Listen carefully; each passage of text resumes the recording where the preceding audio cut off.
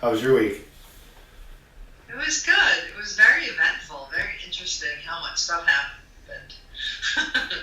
So, yeah, lots of new stuff is happening, and a lot of integration and stuff falling away. It's just been like I feel like everything's just sort of lining up. Mm-hmm. Great. Yeah, it's been nice. Good. Good. So what video are we on? Um, are we on Real Feelings? No, we're on Cascade, maybe. Oh, did we go through real feelings about how feelings are always real and thoughts never are? I mean, based on time. Maybe. Um, but I guess we could go through that again. I feel like I've definitely noticed the difference between that. Like I had this weird occurrence happen, and it was sort of stuff that I had learned from a long time ago. And I thought, I've already done this. What is this about, right? And so my feelings were sad, but they weren't like I didn't experience like the how dare you or any kind of thing like that. But I could feel the tension in my body. So it was a matter of I guess integrating what is love for this person, what is love for me, what does love look like in all the directions so that I can feel comfortable with that. So like the feelings were there, but there wasn't the clouding of like the ego didn't have a hand in it, it just didn't. Nice. So I was able to be present and be like, so what do I do with this? What is love? Like that's what happened, and it was a huge deal. So, but it wasn't that huge a deal to me. I was like, all right, so then like let's do this, right? And that was the only question that I had to answer. So I thought that was a gift to be able to be in that position. Yeah, and the question, what is love? And the answer is, well, love is a feeling. It's what you're feeling. It's not the thoughts that then flow from that. You say, oh, I love this person, and then what does it mean? Now we're no longer feeling, now we're in our thoughts. Say that last sentence again. The love is a feeling, which we can, you can feel it, I can feel it, and everybody feels love at some point.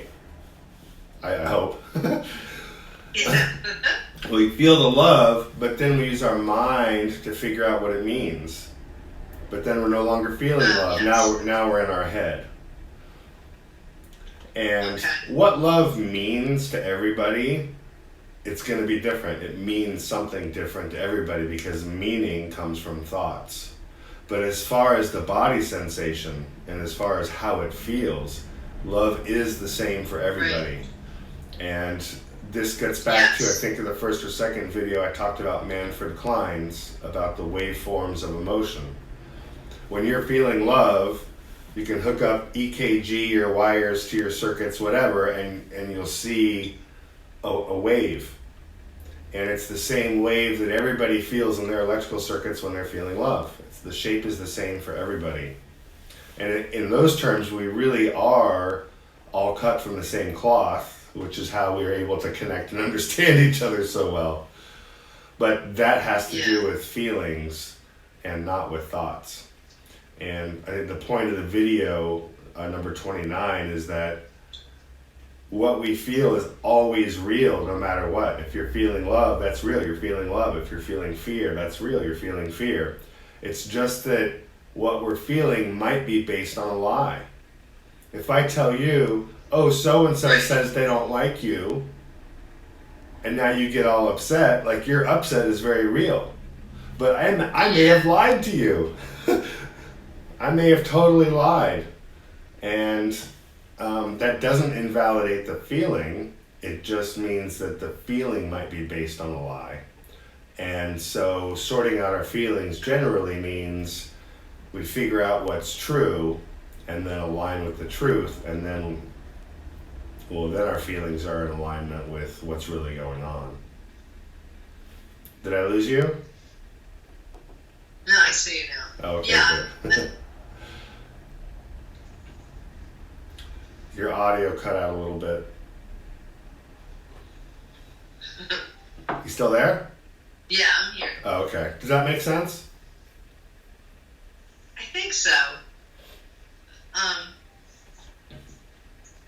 It's hard to notice when we're in it. You know, if I get mad at somebody for cutting me off on the freeway, I might get really mad and get in my head and think they're a jerk and whatever else.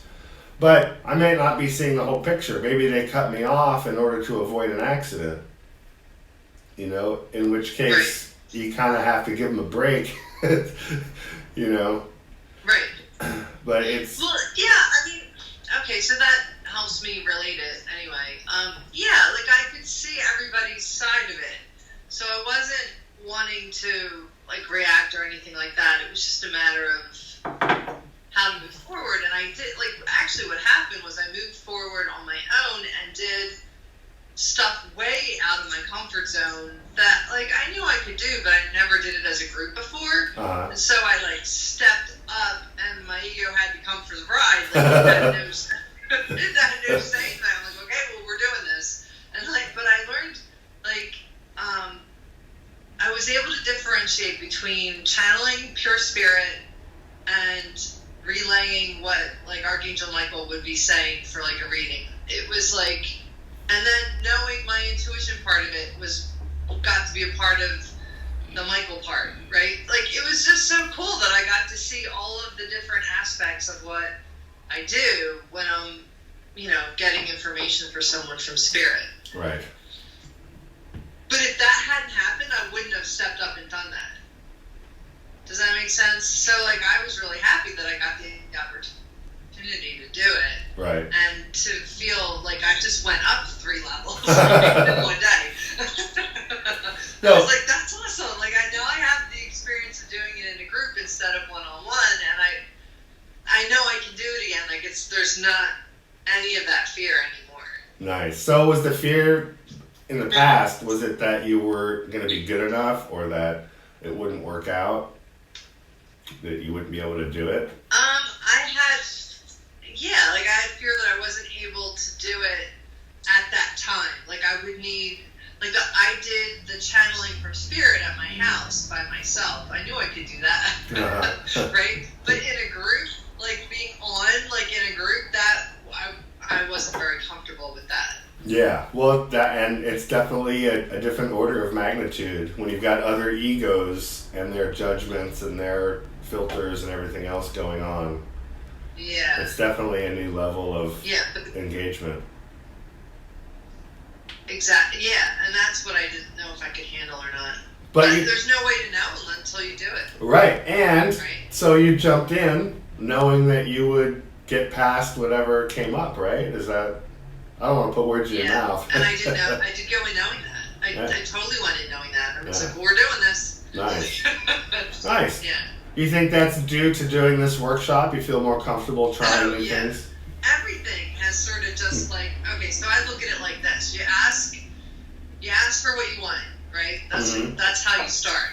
You ask for what you want, you start to pursue it, you hand it to the angels that can help you, right? And then you just allow the chaos to come to order around you. And that's literally what I feel like happens. Like, all the stuff, like, stuff will fall away, stuff will come in line. Right. It just happens. Yeah.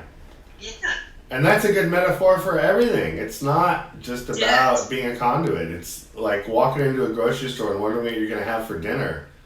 Like, that's chaos. Oh, I don't know how you shop. The way I shop, that's chaos. But, you know, it all comes together, right? You see one thing, that might be good, and then it comes together.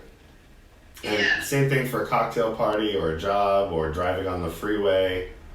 Yeah.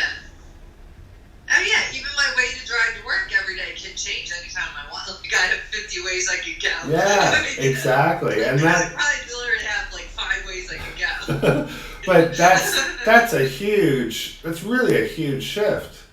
You know, I mean, the typical, as humans, and certainly myself too in my past, before I did my training, I like to be in a rut. I like to program and do the same thing over and over because then it's safe and then I can think about other things. I can just, you know, like riding a bike, once you learn how to do it, the riding part just sort of falls into the background and then you can look at the trees and just sort of enjoy the ride. Yeah. And that's where I think we're headed, where you get to enjoy it. Because like I feel sometimes I'm feeling the tension of the newness and the things that I'm moving forward into, but I'm learning to like breathe through it and enjoy it more. And you know, sometimes I need to be mindful of that. Well, sure, and the mindfulness is just paying attention. Like, oh, I'm not breathing. Okay, breathe. You know, but every tensing.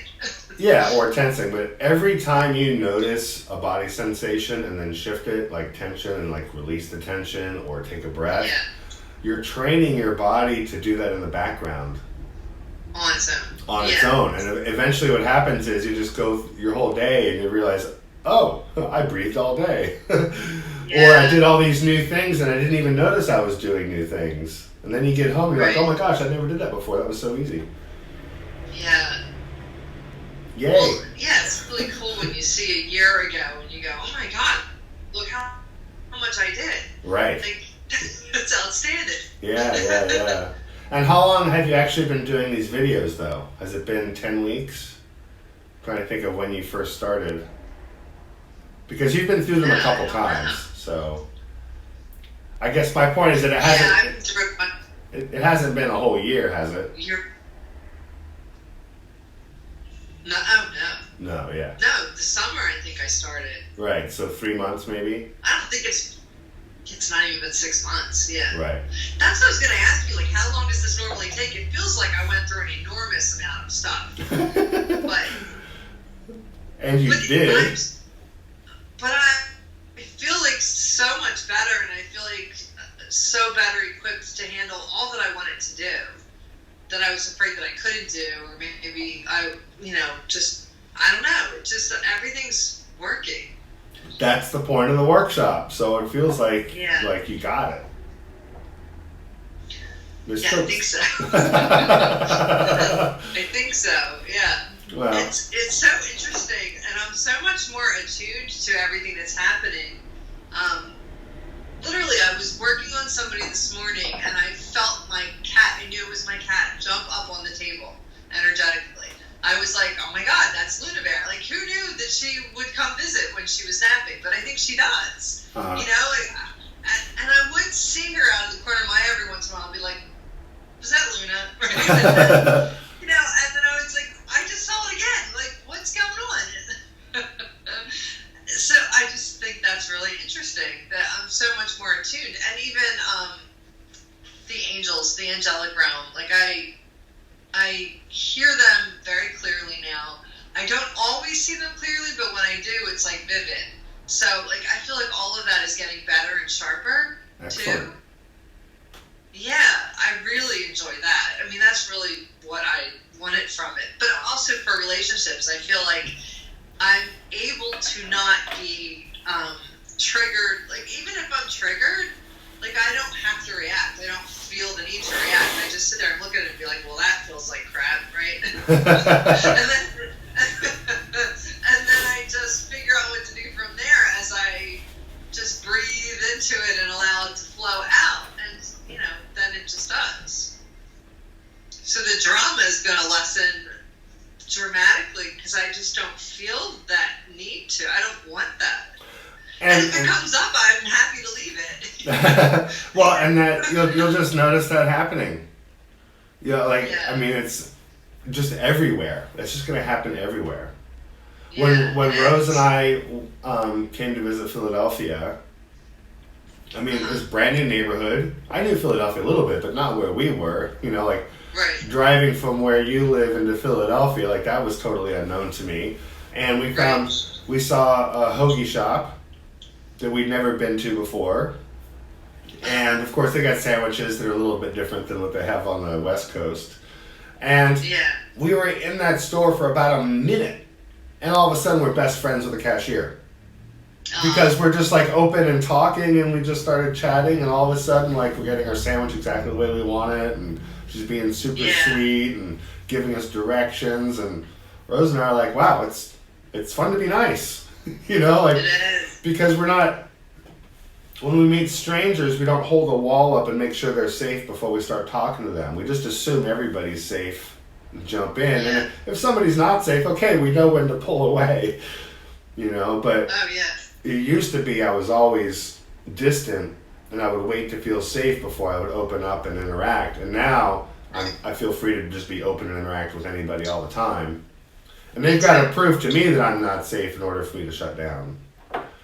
And that's a huge difference in my life. Yeah. I had a friend visit me from high school a few years ago, and he spent the entire weekend laughing. Like, he would just look me in the eye and just burst out laughing. He just was like, I've got no idea, Brian, how you got from where you were in high school to where you are today. Like, just socially, my ability to interact is just completely different. It's completely shifted. Yeah, I get that. That's a big part of it, because when you're not worried about what everyone's thinking and you're comfortable in who you are, you start to just be who you are instead of worried about what. Cause, oh my God, I used to remember feeling. Somebody called it like a vulnerability hangover. Yeah. Like after I did something, I would like think about it and feel horrified for a minute as I just analyzed it. And I was like, so happy to be free of that. Yeah. You know? Did you ever do that? Oh my God, yeah. It was horrifying. I used to do it all the time. Yeah. Yeah. I mean, it's when we're still convinced that not good enough is real, or that not wanted is real, and then we let ourselves be vulnerable with somebody and they attack us or make us wrong or in some way make us feel hurt, whatever that means. Yeah. That totally proves they're not good enough. You know, it totally gets us stuck. Or at least it did for me. That's what happened to me this week. It didn't happen. Well, yeah, this week, but a year ago maybe you would have gotten stuck. Yeah. But, oh my God, it would have ruined my life. Like, exactly. Okay, so that I have to say. So like this kind of thing had happened before, and it did just about ruin my life because I was so horrified and felt so unjustified, and like I wanted everybody to feel bad for me. It was just so bad, and that just was not the case this time. I only told who needed to know because it pertained to them in some way, but there just wasn't any unnecessary drama at all. Nice. Yeah, and that's what you want. You want clean like breaks and clean walking forward. Because then you can't walk forward clean otherwise. No, right? Drama is just old stuck energy getting replayed. Yeah. When you free yourself from old stuck energy, then there's no more drama. Or if there is drama, you're in control of it. You don't follow a rabbit hole or a program that you're not even aware of. You know? Right. Yeah. Rose loves to laugh that I'm a drama queen because I love to exaggerate things, you know? But I'm in control of that. I'm not running a program. I'm just having fun with her, you know? Exactly. Yeah, you're just being fun. Exactly. Right, it's different. Yeah. There's a huge difference. Definitely. Yeah. Good. Well, I'm glad that the workshop's going so well for you. And as far as this video, the Real Feelings video, number 29, that's my point, is that once your body realizes that its reasons for drama were based on a lie, it drops the drama. Yeah. Oh, that's the best. Yeah. There's the congestion.